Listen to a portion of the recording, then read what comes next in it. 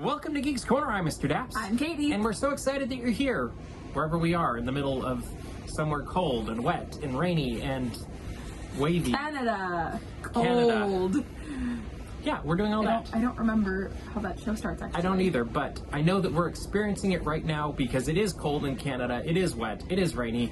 There are waves out the side of this window that we can see. In fact, our original plan was to film out there, but everything is... the water's coming in, the rain's coming in, and that just didn't seem like a good idea. So pouring rain. So no rain. Anyway. So no rain? It is a... There's rain out there. You might even be able to hear it, because we did leave the door open just a little bit so you could get the ambiance of what's going on here on a wonderful evening at sea. But it is an exciting time to be a Disney fan, and one of the things we're most excited about before we get into everything else is CHOC Walk, which is returning on July 21st. And on July 21st, we will have Team Daps Magic returning to Disneyland to walk through both Disneyland and Disney California Adventure before the park opens to make a difference for Children's Hospital of Orange County. And we hope that you will join us by going to chocwalk.org/dapsmagic. If you can't join us, maybe consider supporting us, and we'll make a difference together and make the world a little bit of a better place. Much better place. Right. Speaking of better things, actually I don't know if this is better because I haven't seen it yet, but Moana 2 has a new teaser trailer. It sure does. Came out this last week. This isn't much of a teaser, much more of a trailer. I think it is a full trailer, actually. Yeah. At least I would consider it that. And we got it this last week, and it shows a little bit more about what we're going to see in Moana 2, kind of the why, I guess you could say, of what Moana 2 is about, and also a lot of the design of Moana 2. What did you think of this trailer? I think it's gorgeous. When I think of the first Moana, like Moana 2016, I think about how beautiful the visuals are. That wind whistling is so distracting. I think about how beautiful it is. I think of the graphics, the music, all of those things. And so I think that what we're already seeing Moana 2 do very well is that it is very visually stunning. It is also, again, being very representative and appreciative and celebratory of the Polynesian culture. And there's just a lot happening. I also love to see cast returning. And the thing that I'm excited about, so just what I took away from the first film, is that I had wished there was more Pua, and there's going to be more Pua. So Pua's a little pig, and Pua's adorable. Which I love, because apparently that was discussed for the first movie, and then they went with the chicken instead. Oh. Because either the chicken or the egg or the pig. What came first? I don't know. I think the pig did, actually. But anyway, so the Hey and Pua are going to be there together on this adventure with Maui and Moana. And I am very curious about the music for this, because we didn't really hear a whole lot of it. We heard background music and kind of that filler music, which honestly reminded me a lot of Avatar. Okay. Like, The Way of Water? I have watched this a few times. No, just Avatar. Just Avatar? Or Pandora, the World of Avatar. Okay. To be more specific, is both times I've watched this trailer, I've immediately been transported to Disney's Animal Kingdom and Pandora. And I don't know exactly what it is, but something about it makes me think of Avatar. Sure. And so I'm curious to see what songs come out of this. Are they as memorable as what Lin-Manuel Miranda made? Because it is not him this time around. Yeah. And I'm curious. That is it. I'm just very curious to see how it plays out. I'm looking forward to it. I like how they've aged Moana a little bit. Yes. I like your outfit. Yeah, but I think it's a good and an interesting way, because normally we don't see characters age in Disney movies. Yeah. And I mean, I guess we have with a little bit with Frozen, but it's going to be interesting. I think it's going to be fun. I hope it has as much success as Frozen 2 did, just because I think Moana is such a great character and Maui's a lot of fun, and I don't know that you're going to be able to beat You're Welcome now. That's true. Like, to me, that is such a iconic Maui song and Moana song. Like, Moana has just great music. It's true. And so that's a hard hill to jump when you don't have all the original people coming back. So we'll see. I'm looking forward to seeing it. I think it'll be a lot of fun, and we have to wait till November to find out if we really love it or not. But I think we will find out. We will one way or the other. All right. Another thing that you can find out if you love or not is Daps Magic, the podcast, episode 5, which is why it's on Geeks Corner, has come out. It is on basically any streaming service that you like to listen to your podcast from, or you just go to Daps Magic and find it. But on this last episode, Sarah joined me and we spoke about the 5 things, which really was 10 now that I was thinking about it, that we wish were on Disney Plus. And the 10 things we don't hate about you. Different thing, but that'd be another podcast. That movie is on Disney Plus. That is on Disney Plus, so that is not in the podcast. But without giving any spoilers, because I'm not going to say what I said on the podcast, but Katie was not on this podcast. Mm-hmm. What is one thing you would like to see on Disney Plus that is not on Disney Plus? And I'm not going to tell you if it's in the podcast or not. I can't think of anything that I love that is not currently on Disney Plus. Okay. Like I'm trying to think, like all the DComs I like are on Disney Plus currently. I feel like something got taken off that I really want put back on, and now I can't think of what that thing is. Okay. The North Avenue Irregulars. No, what? I will be shocked if you've even heard of it. I haven't. And I don't think it's on there. It's not in the podcast. It just came into my mind. I probably would have put it if I had number 6. But there was a Disney Plus original that I think got taken off Disney Plus that I was like, dang, I wish that was back on, and now I can't remember what that was. But probably one of those. Because I really just one of them. I really liked the Disney Plus original content. I thought that was very fun. Some of it. I can't think. I don't know. I mean, like Meet the Robinsons is already on there, so yeah, that's true.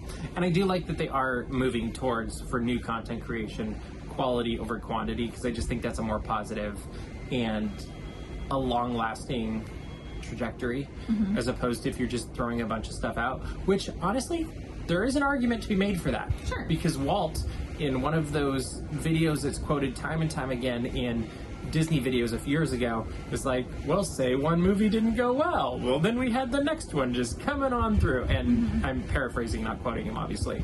But Walt said exactly that. But I always thought that was funny when you hear Walt say that, because as much as we sometimes are like, well, Walt wouldn't do this. It's like, well, he did have a lot of irons in the fire, but I do think he also was really trying to uphold a certain set of standards with all of those too. Yes. And so I think that's where it comes down to really having those core value standards and a why for what you're doing that makes Disney Disney. And all of that to say, go check out the podcast. Hopefully you like it. If you do, leave us a good rating.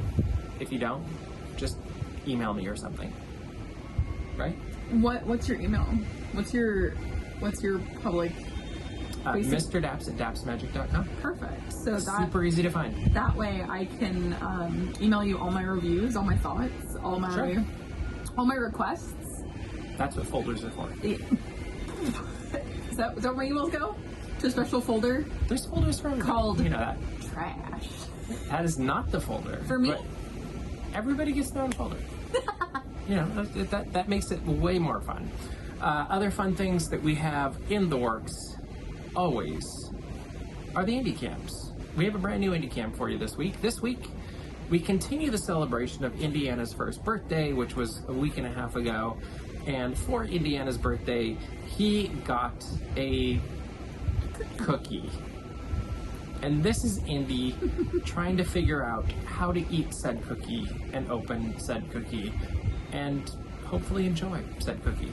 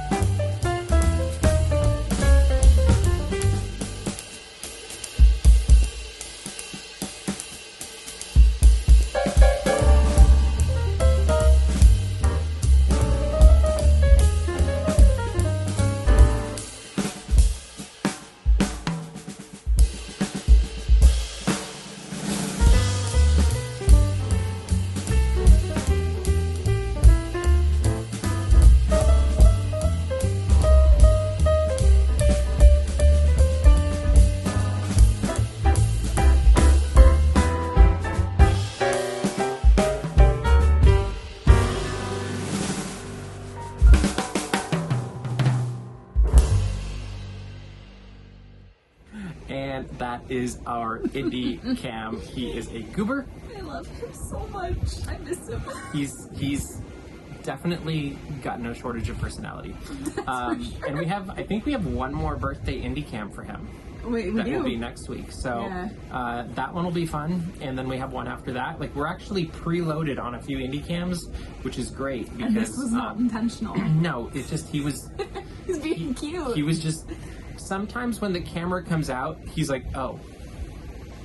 He gets really camera shy sometimes. I don't know if it's camera shy or he's just like, oh, I'm going to just be a punk. Like, I think he knows exactly what he's going to do. He's like, I'm going to mess with you.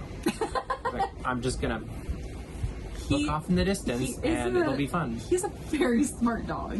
He is. So. For better or for worse. So there are a few more weeks indie cams that we have set in stone, and then we'll have fresh indie cams, I guess you could say. And a current shout out to his grandma and his papa that are watching him and giving him lots of love.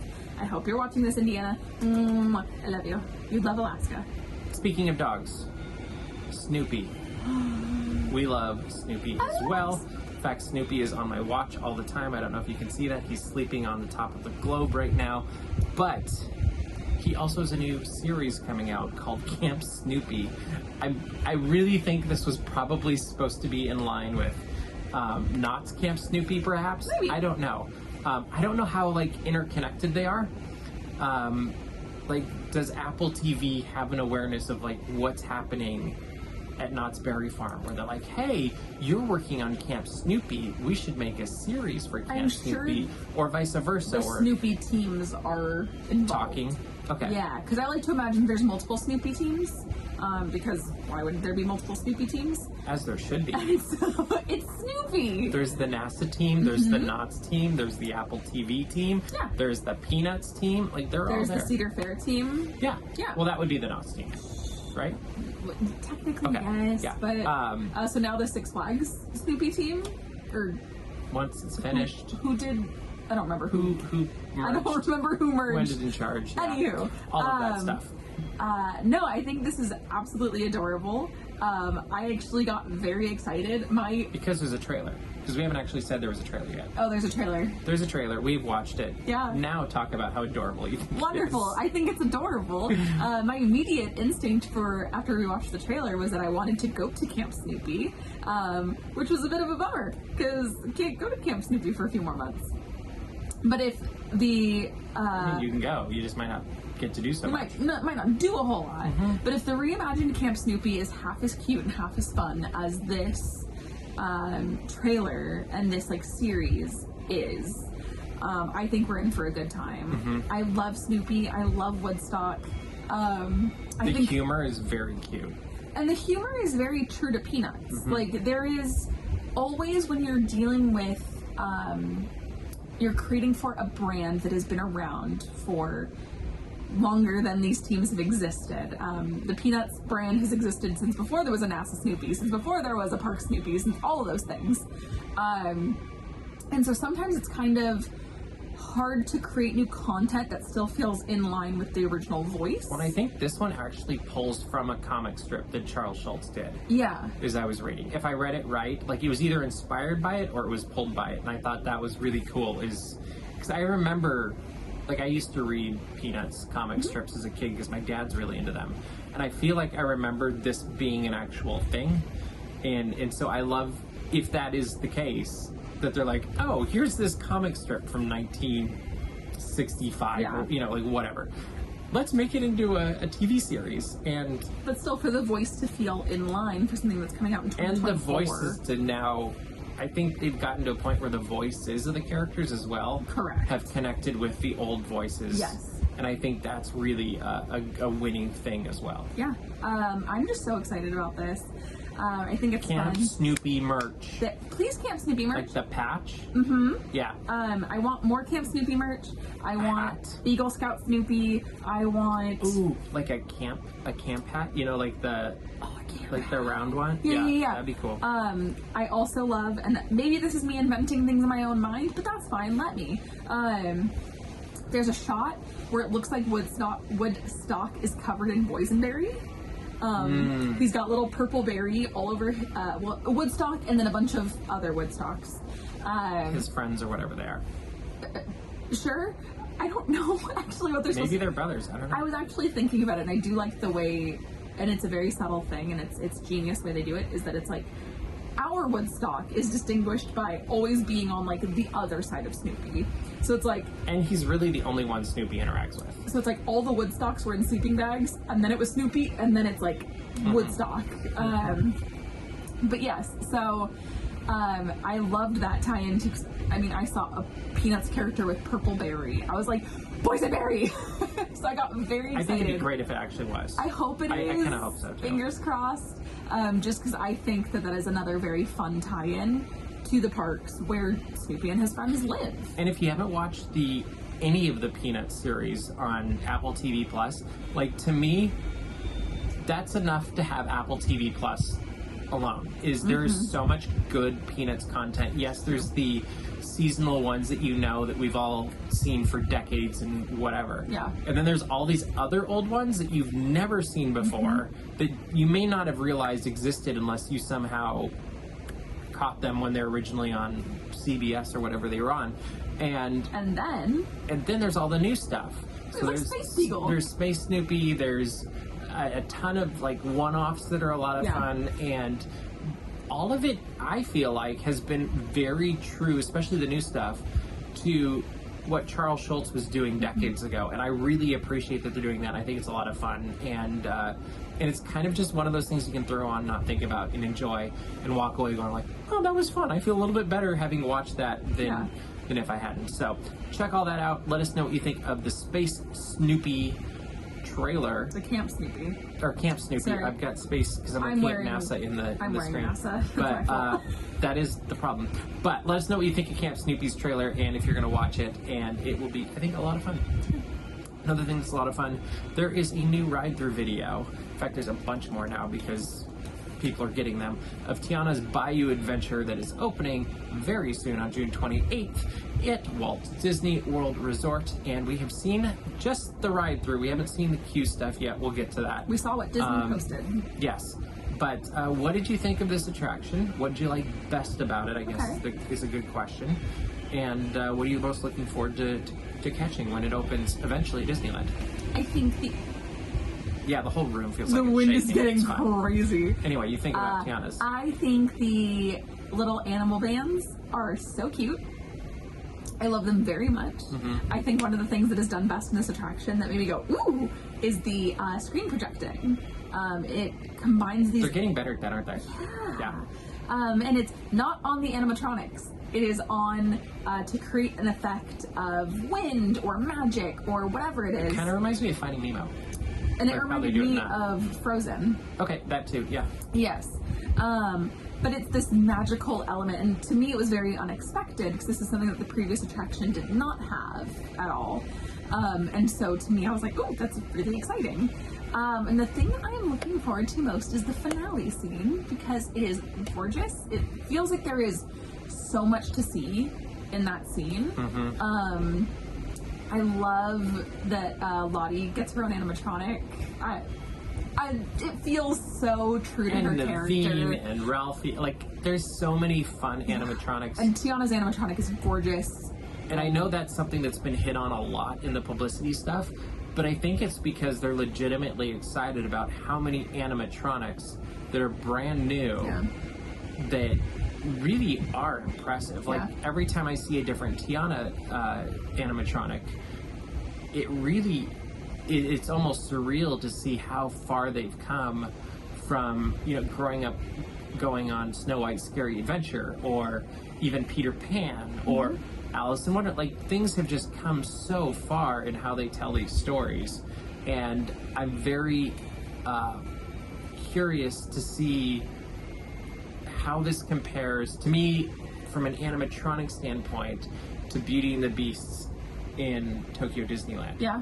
Because that was kind of where my brain went. I was like, oh, this reminds me of Beauty and the Beast in Tokyo Disneyland, because I feel like they've reached that quality of storytelling with audio animatronics that just, you think of Pirates of the Caribbean has always been a lot of fun, but it's just so far advanced from that, or even Abe Lincoln, like, amazing. But well, and what I couldn't help but think about is when Pandora the World of Avatar opened originally in 2017, one of the biggest draws to land was the shaman. It was kind of this thing of, this animatronic is something that we really was like a labor of love, and we spent all this money, we invested, and look at what it does. This is incredible. This is like the pinnacle of what we can do.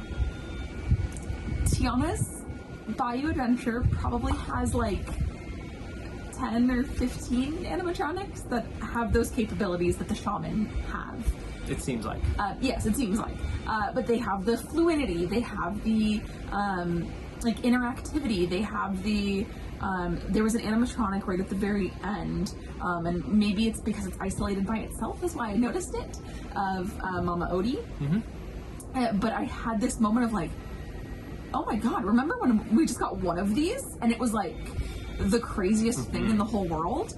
And now to the point where Walt Disney Imagineering can put more than one of those types of animatronics. And it's no big deal. I mean, it's a big deal. It's a big deal, but they make it look easy. Yeah, and this is really now setting, I don't want to say setting the standard, but I mean, we're also going to get to Galaxy's Edge, Hondo Onaka. Like, that technology is so impressive. So to do it multiple times over in one attraction, to me, is simply incredible. And that is one of those things that I think when I get to experience this attraction, which is most likely going to be in Disneyland, whenever that happens to be, I think I'm going to like jaw on the floor because all of this just looks stunning. Well, I think it'll be even more stunning when you get the whole experience of going through the queue, because they've been very upfront that I feel like the queue is a big part of the story and setting it up, and so I feel like the attraction actually is Act 2 and 3. Yes. In Act 1, you have to go through the queue to experience this, and we'll find out if that's accurate or not once we've experienced it for ourselves and talked to friends who are experiencing the other one very recently and today even. But I'm very curious to see how it is. The thing I love about it so far is, from a Disneyland perspective, perhaps more than Walt Disney World, because I have more opinions than Disneyland, is I really feel like it's making two kind of disjuncted lands with New Orleans Square and Critter Country that were kind of like very different. It didn't really have there wasn't really a connective tissue to them. Yeah. And now suddenly there's a storyline that the entire area feels like an entire land. Like it's now more like, oh, you get a whole Frontierland, you get a whole Adventureland, a Fantasyland. New Orleans Square, Critter Country are kind of now a new Bayou land. Yes. And it connects all of those dots, and then like, oh, are you going to start seeing, because if I were in charge, I would throw a few teasers into Tiana's Bayou Adventure that tease Pirates in Haunted Mansion, and in Pirates in a Haunted Mansion, yes, I know I'm going to get in trouble for this, I would throw here's a box for Tiana's Foods or something. You know, like make not something huge, don't change the attraction. No. But you could do some Easter egg nods of like, hey, these all live in the same world. And maybe not even at the same time, just in the same world. And I kind of think that would be a really fun thing to do.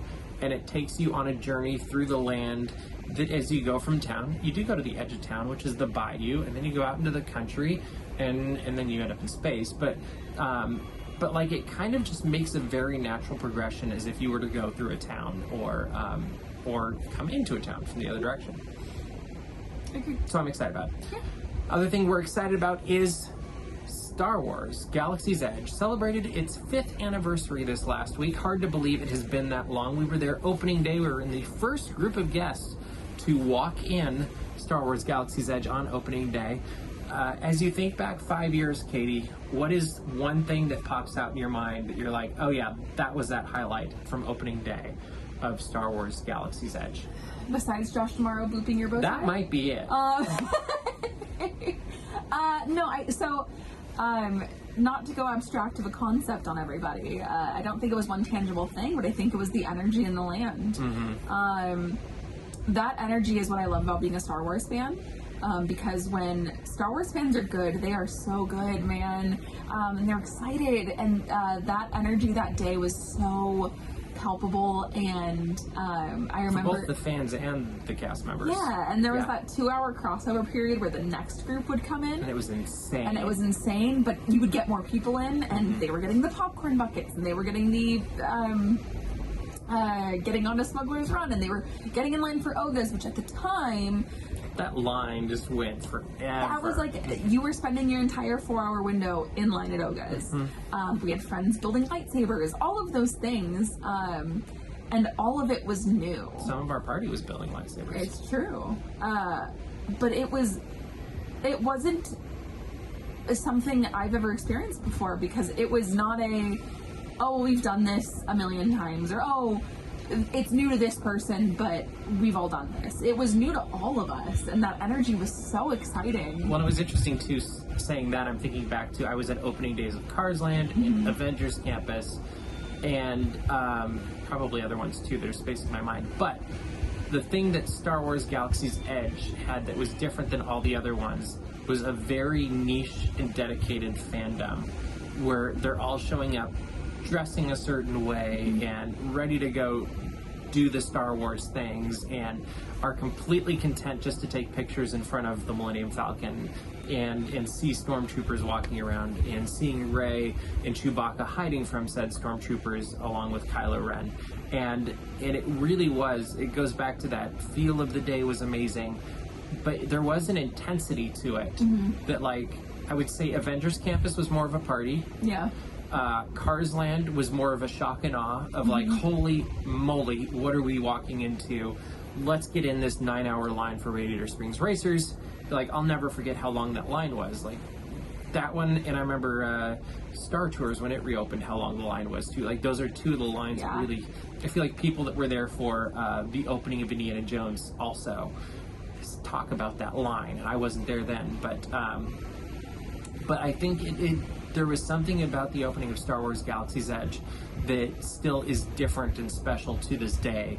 And it's fun to see it evolve through the last 5 years, get the BDX droids during this season of the Force, and getting to meet Chopper and Hera and Ahsoka and Sabine and Fennec, and obviously Rey and R2-D2, Chewbacca, who am I missing? Boba Fett, Mandalorian, Grogu, Kylo Ren, and the Stormtroopers. I'm sure we're missing somebody. I was like, I'm sure I have to be missing somebody, but I didn't plan this part out in my head.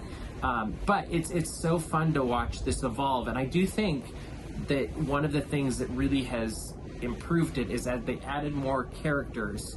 The land has taken on more character and more stories, and I think that's been a huge win for it as it's been moving forward, and I hope we see more of that in the future, and I hope we see more of those specialized entertainment interactive experiences, kind of like we just saw with Bard being added to Fire of the Rising Moons. I was going to say, even with Fire of the Rising Moons, it is something that only happened in the last month or two.